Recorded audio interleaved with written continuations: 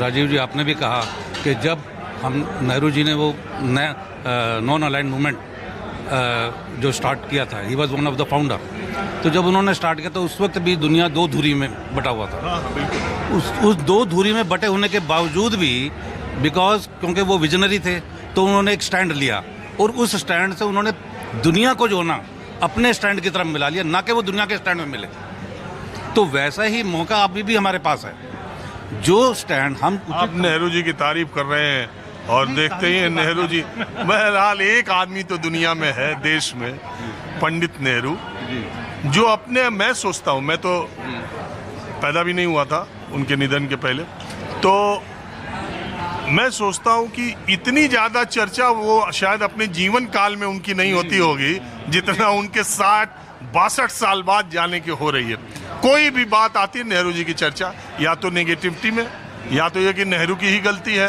अभी तो कुछ लोग ऐसे हैं जो ये कह सकते हैं कि ये जो युद्ध ईरान इजराइल और अमेरिका का हो रहा है, इसमें भी नेहरू का कुछ गलती किया हुआ है। अब कुछ लोग हैं जो कहते हैं कि नेहरू जी होते, नेहरू जी ने जो करा वो तो हमारा देश में कोई करने वाला नहीं। ये बात मैंने उस परिप्रेक्ष्य में की कि जैसे उनका विजन था, उन्होंने अपना एक ऐसा व्यू पॉइंट जो है ना दुनिया के सामने रखा कि दुनिया उसकी तरफ अट्रैक्ट हो गई, ना कि वो अट्रैक्ट हुए। वैसे ही मोदी जी में भी वो क्षमता है, मोदी जी में भी वो क्षमता है, वो मोदी जी भी ऐसा कर सकते हैं और हो सकता है ऐसा करेंगे भी।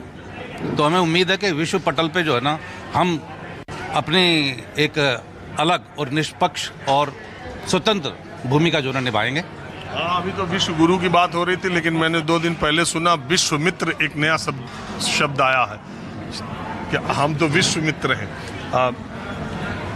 आप ये मैं एक चीज़ जानना चाह रहा हूँ, आपका डिप्लोमेटिक फेलियर है जिसके कारण क्रूड के प्राइसेस बढ़ रहे हैं, तेल की कीमतें आगे आने वाले समय में बढ़ेंगी। अभी तो घट गई, बढ़ेंगी तो ओपेक ने और रसिया ने इतना उत्पादन तेज कर दिया कि आज तक के इतिहास में 118 बैरल से 82, 88, 90 के आसपास आ गया था। 30%, कभी 32% एक दिन में कभी तेल क्रूड के दाम गिरे ही नहीं। ये भी है, आगे आने वाले समय में बढ़ना तय है 100%। अगर ये युद्ध 10 दिन और चल गया, ये 10 दिन चला है, 10 दिन और चल गया तो इसका पूरा इम्पैक्ट हमारे आपके जीवन पर पड़ जाएगा। सिर्फ इस पे नहीं है, मैं कह रहा हूँ कि डिप्लोमेटिक फेलियर पे तो आपकी सभी चीज़ों में फ़र्क पड़ रहा है।